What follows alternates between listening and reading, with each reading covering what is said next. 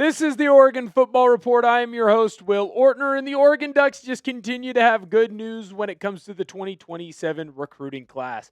A couple of players really are starting to narrow down what schools they are going to go and visit, what schools they believe are going to eventually hold their talent on their roster, and a couple of major players that are coming up in this 2027 recruiting class. They gave Oregon Duck fans some good news. Who are these players? What are the good news that they are sharing? We'll let you know in today's video. We're talking about Rashad Streets, one of the top edge rushers, a top 60 player in the 2027 recruiting class. He released his top 6 schools. Is Oregon a part of them?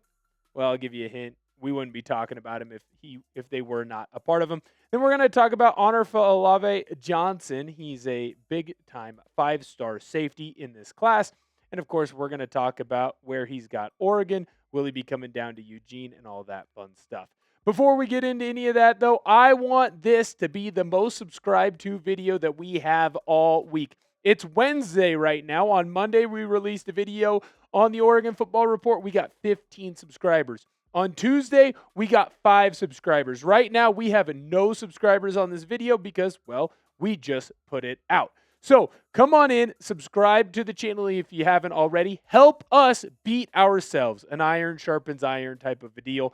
Hit that sub button. Let's see if we can't grow the Oregon Football Report by even more today than we did on Monday and on Tuesday.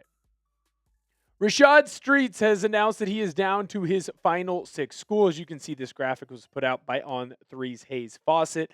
And on that list of teams, you can see the University of Oregon right up there at the top. And I do think it is important. Look, I might be looking too much into the weeds a little bit here, but I think that the higher up your team is on a graphic, or the closer it is to a player's face, the more important it is. Also, if you can be somewhere in the middle. So the fact that the Oregon O is right up there in that top left, I think that's going to be a good sign.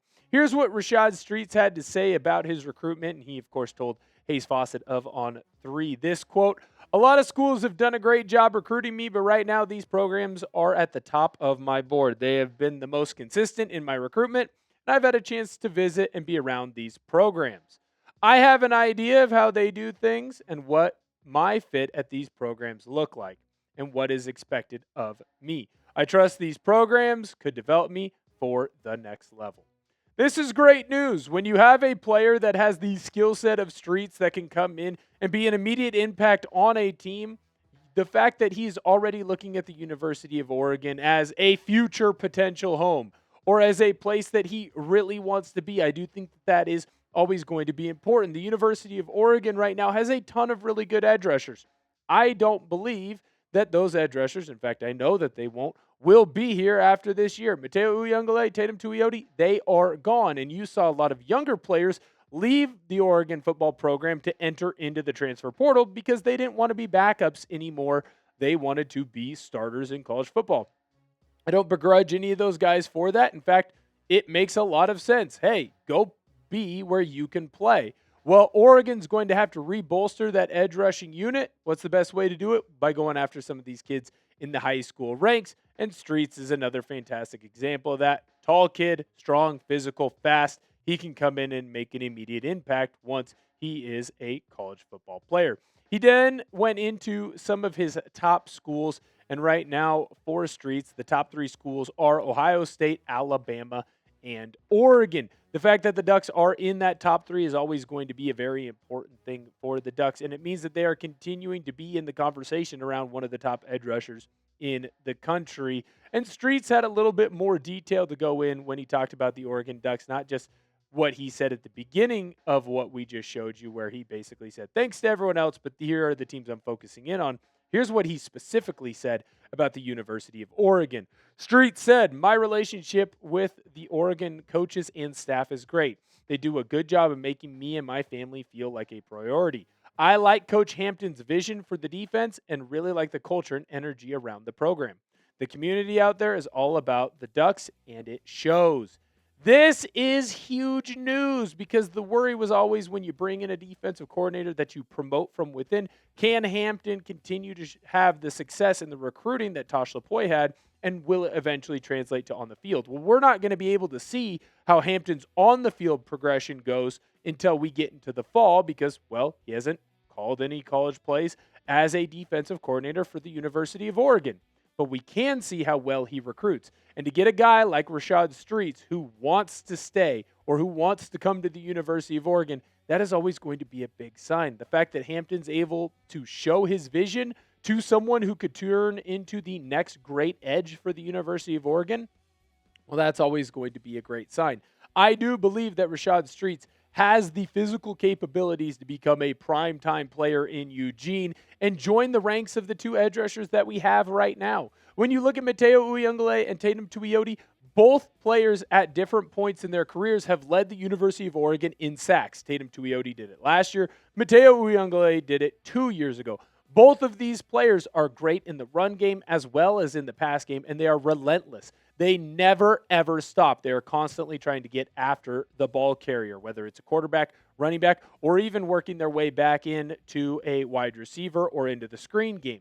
I believe that Rashad Streets can fall right into that, and the University of Oregon has done a great job of making the families of Tuioti, well, of course, because he's got some family members on the coaching staff, but Uyunglele as well, they've made those families feel really good about playing for the University of Oregon. Can that be the same thing that happens for Rashad Streets? Because he's already mentioned how important family is to him. Crystal ball time. I want you to do your best Steve Wiltfong impersonation or your best Hayes Fawcett impersonation. Insert any college football expert when they're talking about recruiting. Will Rashad Streets commit to play for the Oregon Ducks? Yes or no? Let me know down below in the comment section. Right now, I have a pretty strong inclination that the Oregon Ducks are going to get a good commitment, and I do believe that Rashad Streets could end up at the University of Oregon. Now we're going to talk about safety, and honestly, I probably should say athlete, Honor Fa'alave Johnson. Now, when we're talking about Honor Fa'alave Johnson, it is important to note that he has now announced the different schools that he is going to visit. You can see here on the graphic, he's going to go to Miami, then Oregon, Texas, USC, Ohio State, Alabama, LSU, and Notre Dame. Now, this is very important because he did not go to any junior days other than one at the University of Cal. So this is the best opportunity and the first opportunity for the Oregon Ducks to get Fa'alave Johnson on to the campus of the University of Oregon and really show him everything that is special about the University of Oregon and what makes this football team really click. When you look at a five-star kid that has the athletic ability that he does, Oregon's definitely going to want to get him on their staff. Adam Gorney of On3 had this to say about Fa'alave Johnson. Early on, the Ducks were arguably the front runner in the Fa'alave Johnson's commitment, and so getting to Eugene will be crucial for Oregon staff to not only stay heavily involved in his recruitment, but gain momentum as well. If you're the University of Oregon, I always kind of make this joke of you want to set up a border around the state of Oregon, but I actually think that Dan Lanning has done a better job of setting up a border around the entire Pacific Northwest, right? When Miami was cooking back in the day, they used to say that they own the state of Miami. If there was a player that was good in that Miami region or down, they made sure they became a hurricane. The Oregon Ducks have to do the exact same thing, and Dan Lanning is doing a great job of that. Fa'alave Johnson is a California kid, so find a way to keep him at the University of Oregon. That way, it's easy for his family to come up and watch him play. That way, he's even going to have opportunities to go down into California and play, so his family doesn't have to travel all that much. Keep the five-star players that are in your vicinity, and get them back onto campus so they can be big-time players for you.